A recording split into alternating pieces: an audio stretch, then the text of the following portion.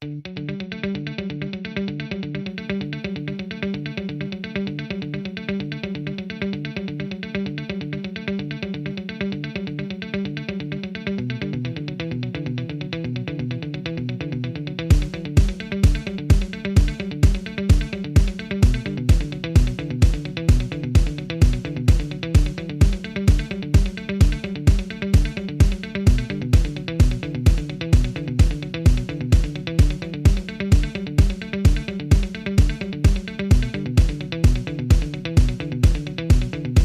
the first jersey we have to talk through here then would be the last jersey from the Jack Charlton era, of course.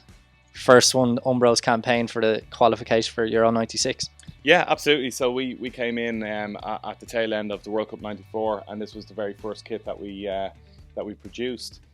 So as you said, it was worn through the end of Jack's time. This is a jersey that Gary Kelly actually wore back at the time, and you can see we did use a bit of the neon orange, and there was a bit of printing in it at the time, which was very synonymous with kind of that time in the 90s, you know. The next shirt we have would be best remembered for the World Cup qualifying campaign and the finals in 2002. Yeah, it was a jersey that we launched in August 2001. And we then carried it over to the World Cup, which is unusual. You'd normally change going into a major tournament, but we didn't on that occasion. This was the jersey that was in the last group game. It was worn by Kenny Cunningham in a 4-0 win against Cyprus, and then obviously we went on to famously beat Iran 2-1 over the two legs and on to the World Cup in Japan. The next shirt then that we have, we can see the match details worn by number 6 against Italy. Would that be the famous game Glenn Whelan scored in Croke Park? Yes, it was indeed. It was Glenn's shirt, and obviously a 2-2 draw in Croke Park, which was obviously great playing there for a couple of years as well while the Aviva was being rebuilt. So this was one of the shirts where we did use quite a lot of orange. Very popular shirt, but unfortunately never made a major finals. You mentioned there the redevelopment of Lansdowne Road at Aviva Stadium, of course. Robbie Keane's 100 cap, the first game in the Aviva Stadium, is our next jersey.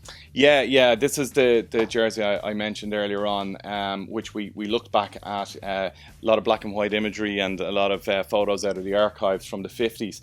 And as I said, Umbro had actually made the FAI shirts back then. So we did a lot of research into that, and we also figured out, through a lot of black and white images, believe it or not, but mostly through stories that we'd been told and looking at really old player shirts, that there was a very specific shade called St. Patrick's Green that was used back in the 50s. So you can see the difference in the shading here from a kind of traditional emerald green into this St. Patrick's Green. And we thought it would be very fitting of this jersey, especially with the new stadium coming up, that we commemorated it with gold. So there's a lot of gold piping, gold stitching, and the fixture details were also put in gold. But this was a massively popular jersey and kit with the fans. Very much, I think the change in green was seen as a very positive thing, and the very classic V-neck white neck. We're on to our next kit then for the qualifying campaign for the World Cup in 2014. Yeah, this one was Mark Wilson's jersey, worn, I think that was the away game against Faroes, 4-1 if my memory serves me right.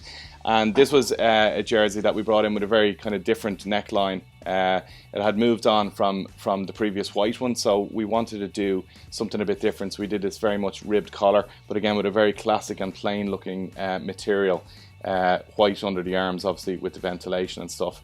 That was for the qualifiers for Brazil 14, which again, unfortunately, well, it would have probably changed anyway, to be fair, had we qualified, but this one didn't see a major tournament. Finally then we have the most recent jersey for the campaign that got us to Euro 2016. Yeah, a massively popular jersey, this one. A lot of people, after us doing a few V-necks and round necks, were very keen to see a return of a collar.